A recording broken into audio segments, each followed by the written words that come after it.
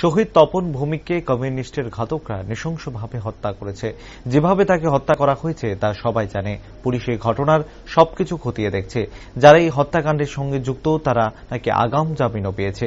এ বিষয়ে সরকার এবং দলীয়ভাবে সবকিছু খোঁজ নেওয়া হবে। বুধবার ভারতীয় জনতা পার্টির একনিষ্ঠ কর্মী তপন ভৌমিকের বাড়িতে গিয়ে কথাগুলো বলেন মুখ্যমন্ত্রী ডাক্তার মানিক সাহা। মুখ্যমন্ত্রী আরও বলেন, যে সমস্ত একনিষ্ঠ কর্মী দলীয় কাজ করতে গিয়ে খুন হয় তাদের আমরা আর্থিক সাহায্য করে থাকি। সেই হিসাবে তপন ভৌমিকের পরিবারের হাতেও 2 লক্ষ টাকার চেক তুলে দেওয়া হয়েছে। মুখ্যমন্ত্রী বলেন, টাকা নিয়ে তো আর লোককে পাওয়া যাবে না। পাশাপাশি মুখ্যমন্ত্রী বলেন, যারা এই হত্যাকাণ্ডে যুক্ত তাদেরকে কাউকে ছাড়া হবে না। আইনের পথেই চলবে। তপন ভৌমিকের পরিবারে চাকরির যোগ্যতা সম্পন্ন কেউ থাকলে সে বিষয়ে সরকার চিন্তা ভাবনা করবে। এই বিষয়ে মুখ্যমন্ত্রী বলেন, মঙ্গলবারের ক্যাবিনেট মিটিংয়েও আলোচনা হয়েছে রাজ্যে যেখানে দলের একনিষ্ঠ কর্মী এরকমভাবে শহীদ হন তাদের পরিবারের চাকরির বিষয়ে মন্ত্রিসভা একটি কমিটি গঠন করেছে। মুখ্যমন্ত্রীর সঙ্গে ছিলেন বিজেপি প্রদেশ সভাপতি রাজীব ভট্টাচার্য, প্রাক্তন বিধায়ক ডাক্তার দিলীপ দাস, মণ্ডল সভাপতি সহ অন্যান্যরা। তারা সকলেই শহীদ তপন ভৌমিকের পরিবারের সঙ্গে কথা বলে সমবেদনা জ্ঞাপন করেন।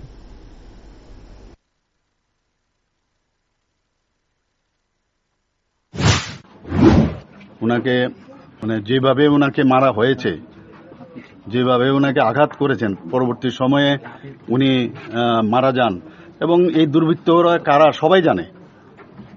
সবাই জানে যে কমিউনিস্ট পার্টির ওদের পরিচয়, ওদের কালার। পুলিশ দেখছে এই বিষয়ে এবং আমি শুনলাম যে আগাম জামিনও নাকি নিয়েছে। তো সেই বিষয়টা তো আমরা দেখব আমাদের পার্টির তরফ থেকে এবং সরকারের তরফ থেকে আমরা দেখছি।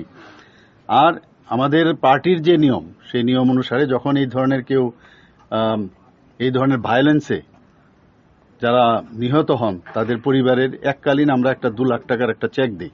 সেই আর্থিক অনুদান আমরা দিয়েছি, কিন্তু এটা দিয়ে তো আর ওকে ফেরত পাওয়া যাবে না।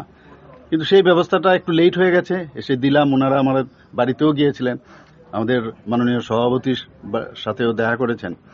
আর বাকি যারা এর মধ্যে ইনভলভ, কোনো অবস্থায় তাদেরকে ছাড় দেওয়া হবে না এবং সেটা আইনের পথে চলবে।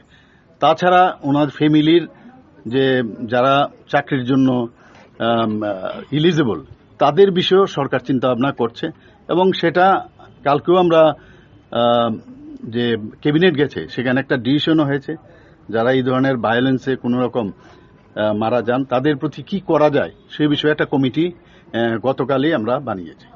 তো সেই হিসাবে ক্রাইটেরিয়া যদি ফিক্স হয় প্রপারলি তাহলে নিশ্চয়ই পাবে এবং সেই ব্যবস্থা আমরা করছি।